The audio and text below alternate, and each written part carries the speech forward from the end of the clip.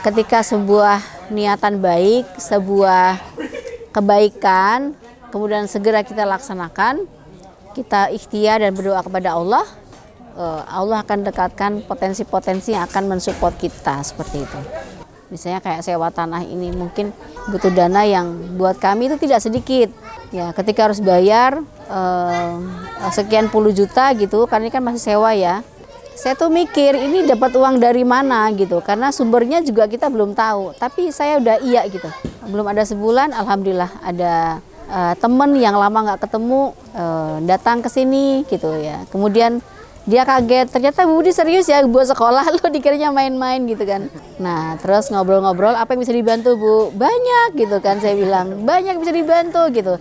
Yang prioritas Bu, oke, yang prioritas adalah sewa tanah. Berapa? Sekian puluh juta gitu. Oke, besok saya transfer langsung.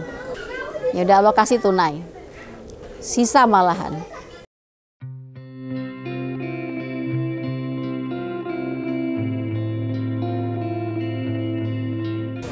Saya Budia Diastuti, saya menggagas sekolah Ramah Bakat, sebuah sekolah dengan konsep mengembalikan anak-anak ke fitrahnya, gitu ya. Jadi bagaimana anak-anak disiapkan agar supaya mereka kelak di kemudian hari menjadi manusia yang paripurna, manusia yang punya peran peradaban, yang mengerti tujuan hidupnya seperti itu. Sekolah kami ada mulai dari level TK, SD, SMP, SMA, dan insya Allah dalam waktu dekat nanti akan ada sekolah IT Shakila Pro, yang dimana di sekolah itu anak-anak akan kita latih untuk menjadi anak-anak yang melek teknologi, tapi punya kepedulian yang besar untuk membangun ketahanan pangan di negara Indonesia begitu. Jadi sehari-hari saya di sekolah. Kalaupun nanti ada pelatihan, seminar atau apa, yaitu biasanya diagendakan di akhir pekan, di weekend gitu. Ide awal adanya sekolah ini berangkat dari keresahan sebenarnya. Keresahan saya sebagai seorang pendidik, sebagai orang tua yang berusaha menemukan akar masalah ya, kenapa Indonesia yang sudah merdeka sudah sekian puluh tahun, tapi produk pendidikannya ternyata masih dikatakan stagnan ya. Bahkan yang menyampaikan itu orang penting sendiri ya, yang menyatakan bahwa 10 tahun terakhir pendidikan di Indonesia tidak menunjukkan progres yang lebih baik, yang positif. Dan waktu itu memang keresahan itu mencoba kita cari jawabnya ya, dengan mencari solusi, dengan mencoba menguji cobakan beberapa konsep, dan ternyata hari ini kami menemukan sebuah konsep yang saya pikir itu adalah yang baik untuk saat ini ya, yaitu konsep fitrah based education. Jadi pendidikan berbasis fitrah, dan untuk pengembangan bakatnya, untuk pemberdayaan bakatnya kita menggunakan konsep talent mapping gitu. Berangkat dari keresahan itu, pada akhirnya saya memutuskan bahwa bidang pendidikan ini merupakan misi hidup saya. Ibarat kata hidup matinya saya di sini. Dan berharap kalaupun saya harus menutup mata di bidang pendidikan ini, maka itu harapannya bermakna husnul khotimah, karena saya meninggal dalam keadaan berjuang.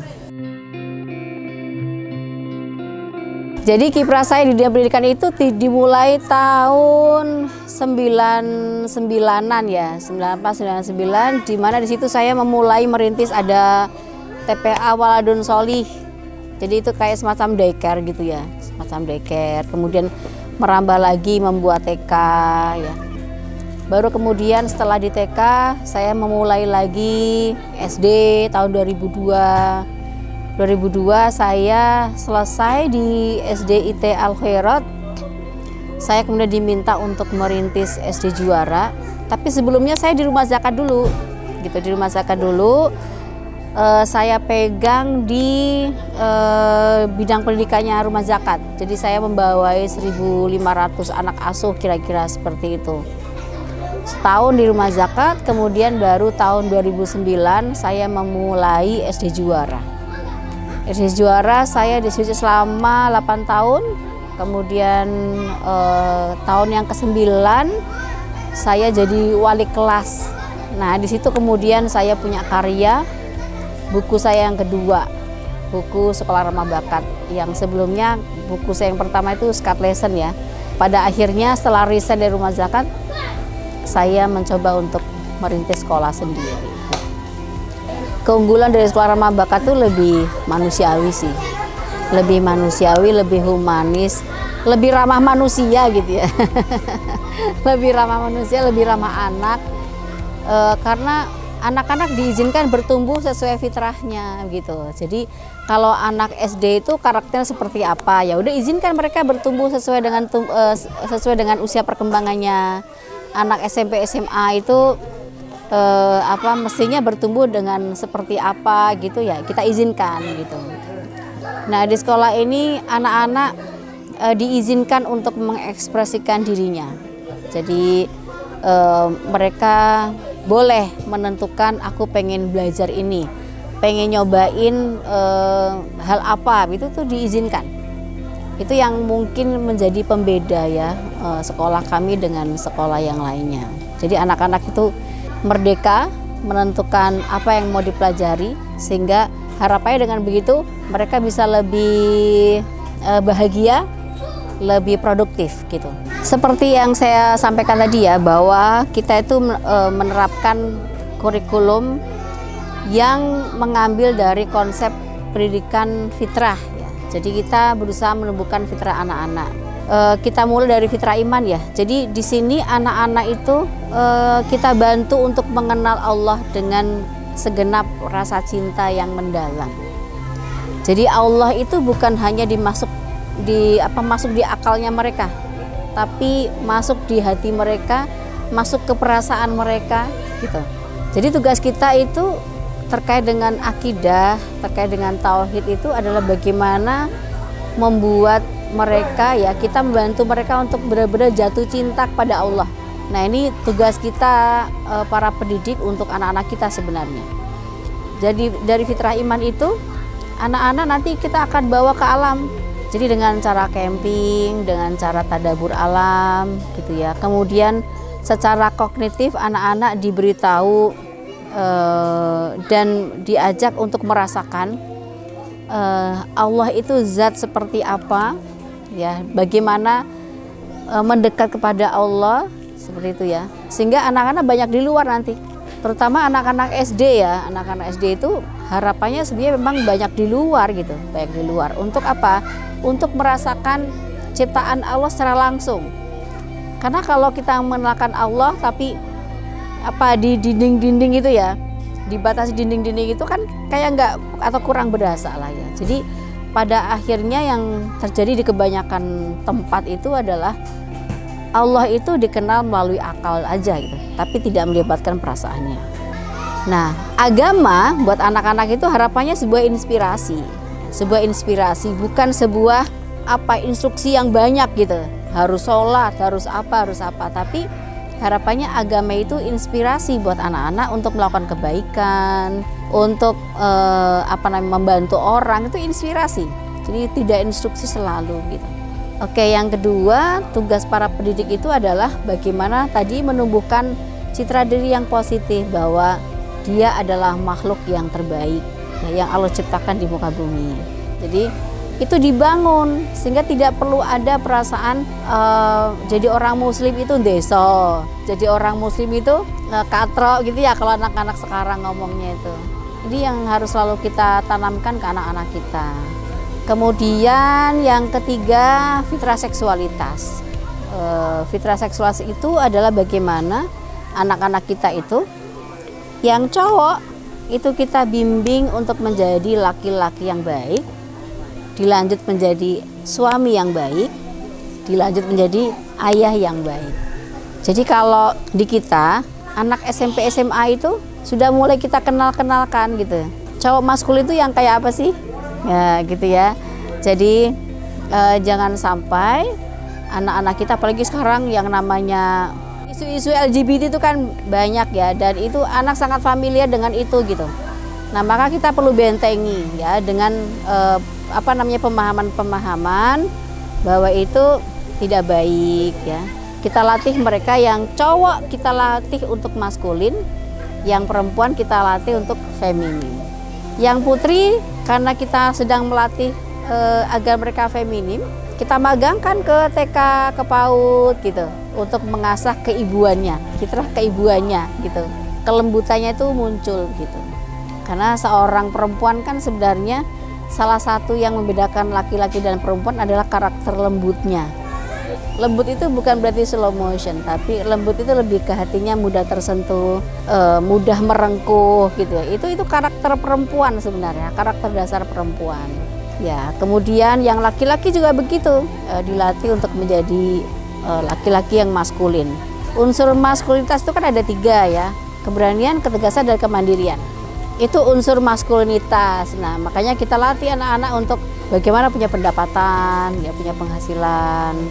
Kemudian kita ajak berhitung gitu ya. Besok kalau mau menikah itu kira-kira rumah yang mau dibangun tuh yang kayak mana. Hitung-hitungannya tuh sudah kita bimbing gitu ya untuk menjadi seorang suami yang baik gitu. Yang menjadi tugas kita para guru adalah stimulasi fitrah jasmani. Jadi anak-anak di sini itu kita kondisikan untuk tidak mager gitu. Ya, kalau pagi jalan kaki ya, daki gunung. Kemudian pola tidur kita kondisikan untuk ayo segera tidur awal dan bangun awal. Nah, untuk memaksimalkan fitrah jasmani ini kita juga ada ekstra wajib ya. Bahasa yang paling mudah itu. Ekstra wajibnya apa?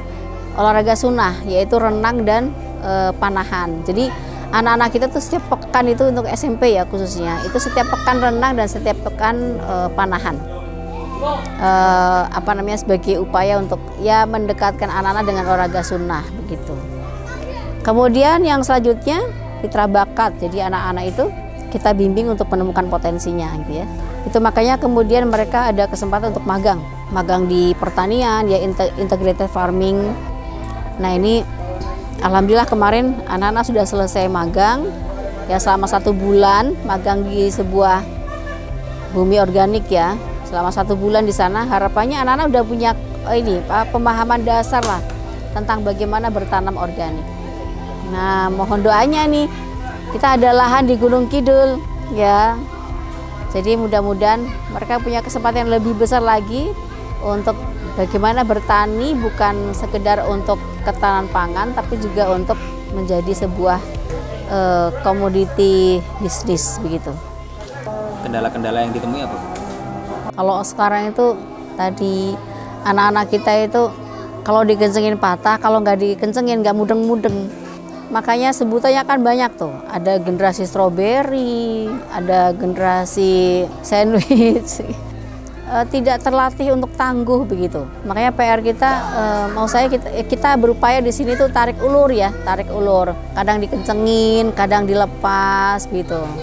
Dengan terus diadakan dialog-dialog diskusi sama mereka. Karena emang kalau nggak gitu ya mereka menjauh dari kita, menjauh ya. Jadi nggak mau deket-deket kita karena emang ya dianggapnya nggak asyik kitanya gitu. Jadi ngapain, mending jauh-jauh deh gitu kan. Ya kita sebenarnya modalnya basmalah saja ya, karena memang sebenarnya kita bukan sebuah kaum yang turah uang gitu, enggak juga gitu. Jadi prinsipnya pokoknya bismillah jalan dulu gitu ya. Samalah seperti ini teman-teman tadi juga lihat ya bagaimana anak-anak ikut panahan ya. Jadi anak panah itu kalau tidak dilepaskan, segera dilepaskan dari busurnya ya yang akan terjadi ya nggak akan sampai ke targetnya begitu ya. Dulu SMP itu dimulai dari 2 orang, anaknya masih ada ya, Faila dan Hisan gitu. Hanya 2 orang, guru pertamanya Mbak Susi. Ya, tapi karena kita punya misi besar ya, punya tujuan yang jauh ke depan, kami bertahan sampai hari ini. Maka segera melangkah, insya Allah Allah akan dekatkan segala bala bantuan untuk kita, dan itu saya sudah buktikan berkali-kali. Jadi kita mulai saja dulu agar supaya apa yang kita upayakan, yang kita rencanakan itu segera terwujud begitu. Itulah filosofi anak panah. Lepaskan anak panahmu, capai targetmu. Ya. Ketika sebuah niatan baik, sebuah kebaikan, kemudian segera kita laksanakan, kita ikhtiar dan berdoa kepada Allah, Allah akan dekatkan potensi-potensi yang akan mensupport kita seperti itu. Misalnya kayak sewa tanah ini, mungkin bisa saya ceritakan di sini ya. Sewa tanah ini kan butuh dana yang buat kami itu tidak sedikit. Ya, ketika harus bayar sekian puluh juta gitu, karena ini kan masih sewa ya, sekian puluh juta. Saya tuh mikir ini dapat uang dari mana gitu, karena sumbernya juga kita belum tahu. Tapi saya udah iya gitu. Kita DP 5 juta dulu gitu. Nanti kekurangannya bulan sekian ya, oke gitu. Saya kan berpikir keras ya, dari mana nih uangnya, dan saya nggak mau ngutang. Saya terlalu tua untuk hutang. Kemudian saya memilih untuk cari bentuk amalan apa yang itu sulit buat saya. Dengan tujuan ketika saya mengamalkan amalan itu setidaknya jadi bukti atau saya layak dibantu sama Allah. Maka saya memilih syuruk, Mas. Ya, saya pagi ke masjid sholat subuh dan saya tidak pulang sampai saya dapat sholat syuruk gitu. Ya sudah, saya merintih di situlah ya.